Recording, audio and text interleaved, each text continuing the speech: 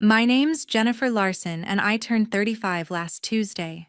I didn't expect a parade or anything, but I thought maybe my mom or my sister would at least send a text or call, something to say they remembered.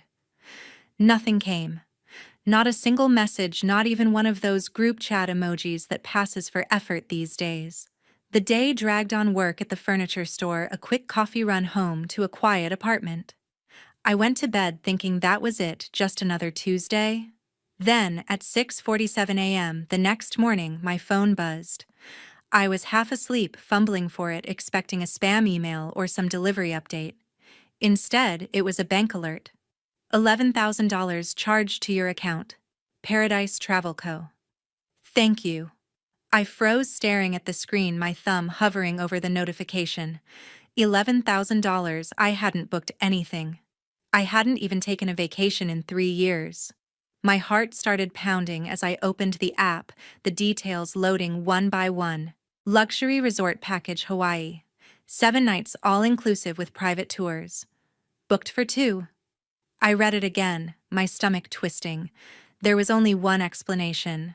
Last year my mom begged to use my credit card for an emergency. Some story about medical bills piling up, their car breaking down. I don't even remember the details anymore. I gave her the number, trusted her, didn't think twice, never changed the card. That was my mistake. I called the travel agency, waited on hold for 15 minutes, my hands shaking. The agent confirmed it was booked under my mom's name.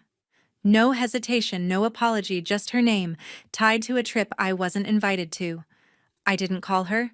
I didn't text my dad or my sister. I went straight to the bank's website, reported the charge as unauthorized, canceled the card, and ordered a new one. Then, just to make it clear, I opened my payment app and sent my mom $1. In the note, I typed 2 words: transaction declined. I attached a screenshot of the canceled booking, hit send, and waited. If this hits close to home, hit that subscribe button and drop a comment about your own family drama. Trust me, you're not alone, and I'm just getting started. It was barely 8 a.m., the Portland morning traffic crawling along my hands, gripping the steering wheel tighter than usual. I needed answers, needed to know exactly what my mom had done. The bank app had already shown the charge, $11,000 for a luxury trip to Hawaii, but I wanted someone to look me in the eye and confirm it wasn't a mistake. At the bank, I sat across from a teller named Karen, her name tag slightly crooked. I slid my ID and card details over the counter, explained the charge, and watched her type away. "Let me pull this up," she said, her voice calm, almost too calm for what I was feeling. A few clicks later, she looked at me, her expression shifting. The charge was made online, booked through Paradise Travel Co. It's tied to a reservation under Margaret Larson, my mom. No surprise there, but hearing it out loud made my chest tighten. I asked if there was any way to reverse it. Karen nodded, said it was flagged as unauthorized since I'd reported it yesterday. "We've already canceled the transaction," she said. "The funds will be back in your account in 3 to 5 days. I exhaled, but it wasn't relief.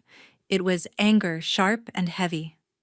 "Can you close the card?" I asked, "and make sure no one else can use it?"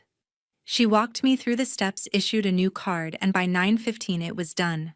My mom's access was cut off, and I felt a flicker of control for the first time in 24 hours, but I knew it wasn't over. I sent her a text, short and direct. "Why did you book a trip with my card? Call me." No response. Not even a read receipt. I sent the same to my dad. Nothing. The silence was louder than those missed calls. By noon, I was back at my apartment, pacing the living room, my phone still quiet. Then came a knock at the door, sharp, insistent, like someone who didn't plan on leaving. I opened it, and there they were, my mom and my dad, standing on my doorstep. My mom's arms were crossed, her lips pressed tight, like she was the one wronged. My dad stood behind her, hands in his pockets, avoiding my eyes. No hello, no apology, just my mom launching in. "Jennifer, how could you cancel our trip? That was our dream vacation, something we've been planning for years. You know how hard things have been." I stared at her, waiting for the part where she'd say, Sorry, admit she used my card without asking. It didn't come. Instead, she kept going, her voice rising. You've got a good job, you're doing fine. Why can't you help us out? It's family. Family. That word hit me like a slap. I'd been paying their car insurance for months, covering their groceries when they forgot to budget. And now this, I cut her off, my voice steady but cold. You used my card for $11,000 without asking. That's not helping family, that's taking advantage. My dad finally spoke, his voice low, almost pleading. Jen, we didn't think you'd mind. We were going to pay you back. I almost laughed. Pay me back. With what, they hadn't worked in years, living off retirement checks and whatever I gave them. I asked them when they planned to tell me. My mom's face hardened. We were going to talk about it after the trip. You're making this bigger than it needs to be. That was it. I'd heard enough. You need to leave, I said, pointing to the door. Now. They didn't move at first. My mom opened her mouth, probably to argue, but I held up my hand. I'm done. Out. My dad tugged her arm, muttering something I couldn't hear, and they finally left. I shut the door, leaned against it, my heart racing. I felt betrayed, raw, like everything I'd done for them meant nothing. I'd given them so much money, time, trust, and they'd thrown it back in my face. I sat on the couch staring at the wall, trying to make sense of it. How did it get to this? Then my phone buzzed. A text from my sister. I hadn't heard from her in days, not since before my birthday. I opened it, expecting maybe an explanation, maybe her taking my side. Instead, it was one sentence. You're going to regret this. My stomach dropped. Melissa wasn't just upset, she was threatening me. And I knew right then this was about to get worse. The next day, I woke up to a notification ping on my phone. I thought maybe it was my mom finally ready to explain herself after I kicked her and my dad out. But it wasn't. It was an Instagram alert. My sister Melissa had posted a story and I was tagged. I opened it and my heart sank. There, in bold text over a photo of her looking sad, were the words, "Some people care more about money than family. You know who you are, Jennifer."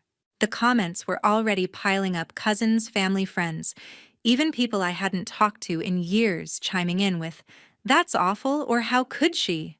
I scrolled through my hands, shaking each comment like a punch. Ungrateful daughter? Selfish? What kind of sister does that? I didn't respond. I couldn't. My phone kept buzzing with texts, not just from random relatives, but from coworkers, neighbors, people I thought were on my side. One from my cousin Emily hit hard. "Jen, I can't believe you'd let your parents down like this. They need you." Another from a family friend. "You should be ashamed." I sat on my couch, staring at the screen, feeling the walls close in. Melissa hadn't just sent a threatening text, she'd gone public, twisting the story to make me the villain. She didn't mention my mom using my card without asking, didn't mention the $11,000 they tried to take. She'd painted me as the one who abandoned them, and people believed her. I wanted to call her, scream that she had no right, but I knew that's what she wanted, a reaction, something to twist further. Instead, I drove to a coffee shop near my store, needing to clear my head. That's where I ran into Daniel, my boyfriend. We'd been together for a year, but I hadn't told him much about my family drama, not yet. He was sitting at a corner table working on his laptop, his bank ID badge still clipped to his shirt. When he saw my face, he closed the screen and stood up. "Jen, what's wrong?" he asked, his voice soft but urgent. I didn't want to unload, but it all came spilling out: the card, the trip, my mom's excuses, my dad's silence, Melissa's text.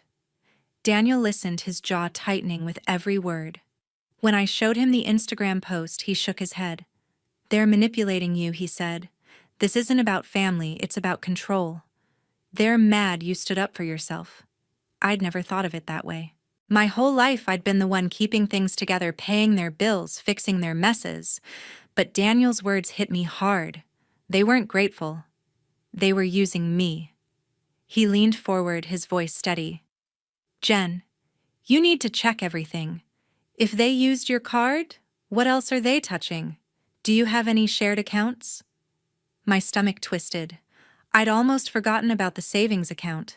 Years ago, when I started working, my mom convinced me to open a joint account with her and my dad for emergencies, she said.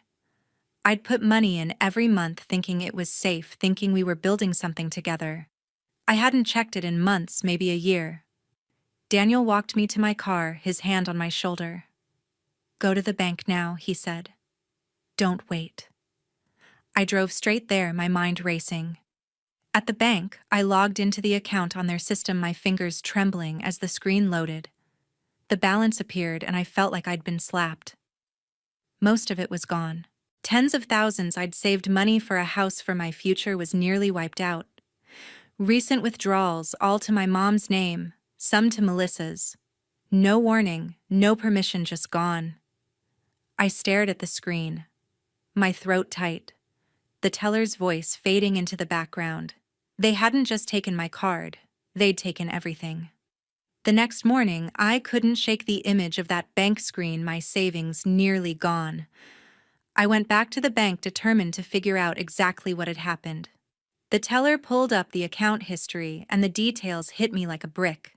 Multiple withdrawals over the past month, some as recent as last week, all transferred to my mom and my sister. One large transfer stood out, $10,000 to an account linked to Melissa's name labeled Marketing Project. I remembered her talking about some big campaign she was pitching, social media ads, influencers, a new client she swore would make her career.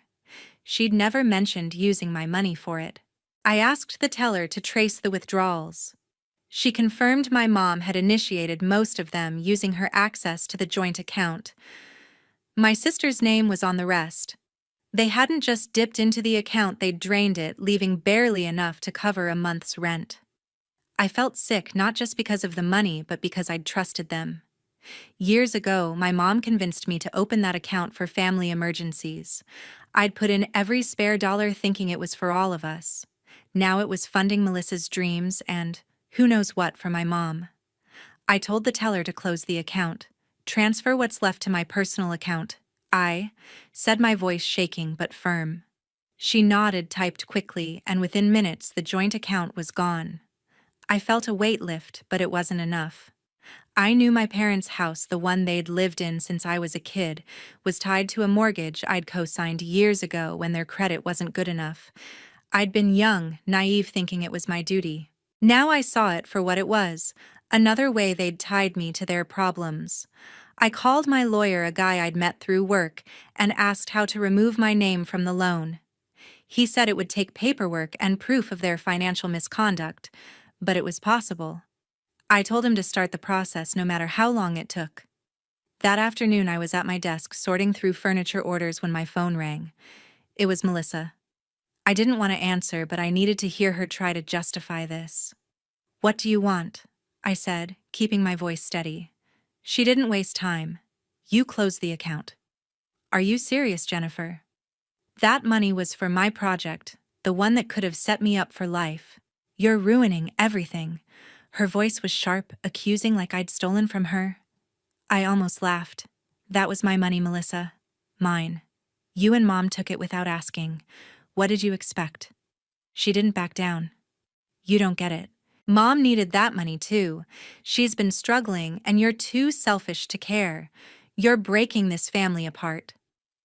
I gripped the phone, my knuckles white. Breaking the family. They'd been breaking me for years, taking my money, my trust, my time. I told her I was done, that I wasn't their bank anymore. You're unbelievable, she snapped. You'll pay for this, Jen. You'll see. She hung up before I could respond, but her words lingered heavy with venom. I sat there, my heart aching, but my resolve stronger than ever. I wasn't going to let them guilt me into submission anymore. I spent the rest of the day gathering documents, bank statements, mortgage papers, anything my lawyer could use to get my name off that loan. It felt like cutting a chain link by link. But the pain didn't go away. Every time I thought about my mom and Melissa, I saw their faces, heard their excuses, and it hurt. They were my family, The people I'd grown up with, laughed with, cried with, and now they were strangers who saw me as a paycheck. I pushed the thought away, focusing on the paperwork, on taking back control. By evening, I was at the furniture store locking up for the night. The parking lot was quiet, the streetlights just starting to glow. I was halfway to my car when I heard footsteps behind me.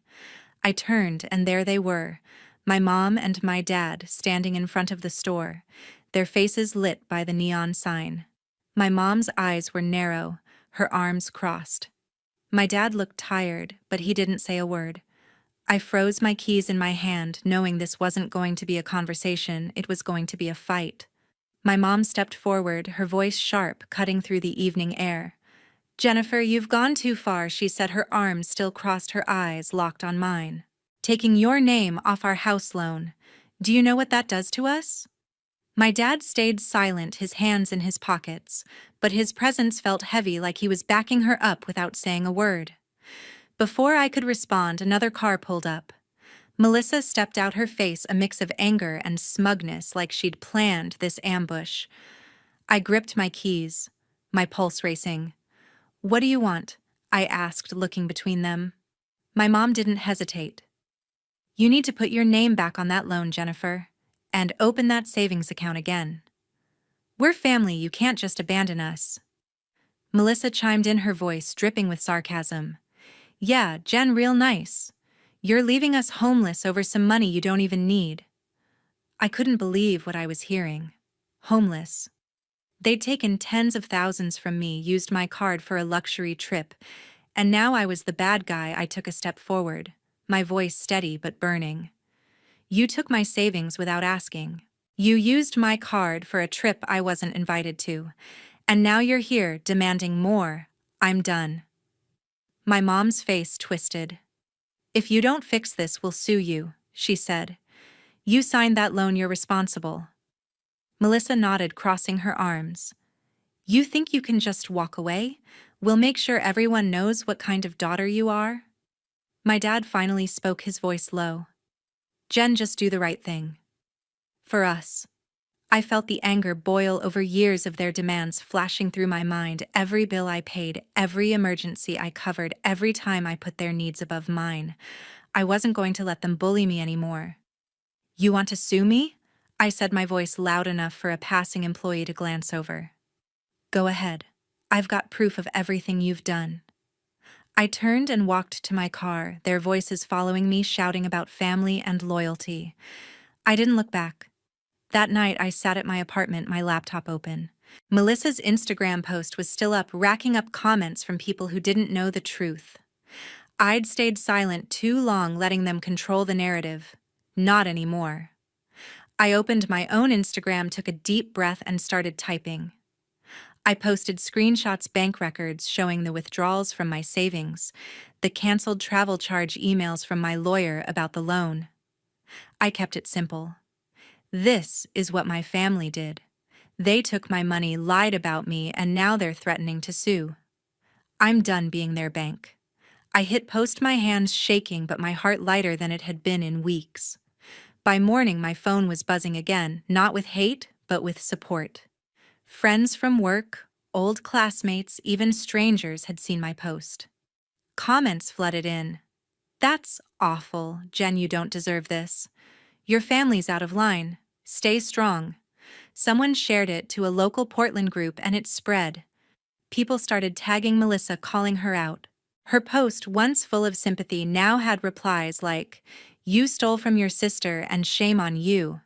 My mom's name came up too, with people I didn't even know saying they'd seen this kind of thing before. The tide had turned, and for the first time I felt like I wasn't alone. I was at the store the next day, rearranging a display, when my phone rang. I expected another call from a cousin or a friend, but the caller ID showed my bank. My stomach dropped. I answered, and the voice on the other end was calm, professional. "Ms. Larson, we need to discuss the mortgage loan tied to your parents' property." I froze, the phone pressed to my ear, knowing whatever came next was going to change everything. The representative's voice was clipped, professional, but every word felt like a stone dropping in my stomach. Ms. Larson, your parents' mortgage is in default, she said. They've missed 3 payments and a foreclosure notice has been issued. Since your name was recently removed from the loan, we need to confirm you're no longer liable. I exhaled the weight of their financial mess, no longer mine, but the relief was bittersweet. That house, the one I'd grown up in where I'd played in the backyard, celebrated holidays, was slipping away because of their choices. I confirmed my withdrawal from the loan, thanked her, and hung up my hands, trembling. I drove home in silence, the city lights blurring past. My phone buzzed relentlessly, texts, voicemails, missed calls from my mom, my dad, and Melissa. I didn't open them. Their voices, their excuses were the last thing I needed. By the next morning, I heard through a mutual friend that Melissa's big marketing deal had fallen apart. Her client, some startup founder, had seen the Instagram backlash after my post. People had flooded her comments, calling out her lies, her greed. The client backed out, saying they couldn't work with someone who'd lost all credibility. Melissa's dream project, the one she'd drained my savings for, was dead. Part of me wanted to feel vindicated, but instead, I just felt hollow. She'd brought this on herself, but she was still my sister. Their attempts to reach me didn't stop. My mom left voicemails, her tone shifting from angry to pleading. "Jennifer, we're losing everything. Please talk to us." My dad sent texts, short and vague. "We need to fix this, Jen." Melissa's messages were sharper, accusing me of ruining her life. I deleted them all one by one, my finger hovering over each notification before letting it go. I'd spent years answering their calls, bailing them out, believing their promises. Now every unanswered message felt like a step toward freedom, even if it hurt. I met Daniel for dinner that evening at a small diner near my apartment. He'd been my rock through this, and I needed his clarity. Over coffee and burgers, I told him about the foreclosure notice and Melissa's lost deal. He listened, his eyes steady, then reached across the table to squeeze my hand. "You're not responsible for their mistakes, Jen," he said. "You've done enough, more than enough. It's time to focus on you." He was right. I'd been so caught up in their chaos, I'd forgotten what it felt like to live for myself. Daniel talked about our future, saving for a place together, maybe a trip somewhere quiet, just the two of us. His words were a lifeline, pulling me toward something new, something mine. The next few days, I threw myself into work. Rearranging displays, helping customers, training a new hire, it kept my mind busy. I blocked my family's numbers not out of spite, but because I needed space to breathe. For the first time in years, I felt unburdened, like I could finally make choices without their weight dragging me down. But there was a sadness too, a quiet ache for the family I'd once thought we were. I'd loved them, trusted them, and now I was letting go of that dream. It wasn't easy, but it was necessary. I was sorting through paperwork at home one evening when I checked my mailbox. Among the usual bills and ads was a plain white envelope, no return address, just my name in familiar handwriting. I froze, my heart skipping a beat. It was from my mom. I stood there staring at the letter, knowing that whatever was inside would pull me back into their world or give me a reason to walk away for good. I held the letter from my mom in my hands, its weight heavier than the paper itself. Sitting at my kitchen table, the apartment quiet except for the hum of the fridge, I hesitated. A part of me didn't want to know what she'd written, but I needed closure. I tore open the envelope, unfolding a single page filled with her familiar handwriting. She didn't apologize. Instead, she wrote about their struggles. The house was gone, taken by the bank, and they were staying with a cousin now. She said Melissa was devastated after losing her job, that my dad was barely sleeping. "We're your family, Jennifer," she wrote. "We need you to come back to help us rebuild. You're all we have left." I put the letter down, my chest tight, but my mind clear. For years, I'd been their lifeline, paying their bills, signing their loans, giving until I had nothing left. This letter wasn't a plea for forgiveness. It was another demand dressed up as desperation. I wrote a short reply on a note card: "I can't keep fixing your mistakes. I wish you well, but I'm done." I mailed it the next day, and as the mailbox clinked shut, I felt a wave of calm wash over me. I'd made my choice, and it wasn't about anger anymore. It was about protecting my own peace. Life started to feel different after that. Daniel and I began planning our wedding, keeping it small just the way we wanted. We chose a quiet park in Portland with a little gazebo surrounded by trees. On the day, I wore a simple white dress, nothing fancy, and Daniel stood there in a suit, grinning like he'd won the lottery. Our friends from work and a few close neighbors filled the chairs, their smiles warm and genuine. As we exchanged vows, I felt something I hadn't in years: happiness, pure and unburdened. Daniel promised to stand by me to build a life together, and I believed him. When we kissed, the small crowd cheered, and for the first time I felt truly free. I heard bits and pieces about my family through others. The house was officially foreclosed, sold off to cover their debts. Melissa had lost her marketing job after her client fallout, and last I heard she was working odd gigs, her reputation still tarnished from the online backlash. My parents, now living with relatives, had become the talk of their small circle, not for their charm, but for how they'd treated me. People who once sided with them now kept their distance, their sympathy worn thin. I didn't feel joy at their downfall, but I didn't feel guilt either. They'd made their choices just as I'd made mine. The biggest lesson I took from all this wasn't about money or betrayal, it was about boundaries. I'd spent so long believing family meant sacrificing everything that love meant saying yes to every demand. But I learned that protecting myself wasn't selfish. It was survival. Setting boundaries didn't mean I stopped caring. It meant I started valuing my own happiness. I wasn't just a daughter or a sister. I was Jennifer with dreams, goals, and a life to live. That realization gave me confidence I'd never had before.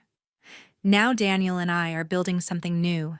We're saving for a house one we'll choose together, not tied to anyone else's mistakes. I'm still running my furniture store, and it's doing better than ever. New customers, new designs, new possibilities. I don't talk to my family anymore, and while that leaves a quiet ache, sometimes I know it's for the best. My life is mine now, not a series of debts I owe to people who never valued me. To everyone who's listened to my story, thank you. It means the world to share this and know you're out there hearing me. If my journey resonates with you, or if you've ever had to set boundaries to find your own peace, I hope you'll share your thoughts below.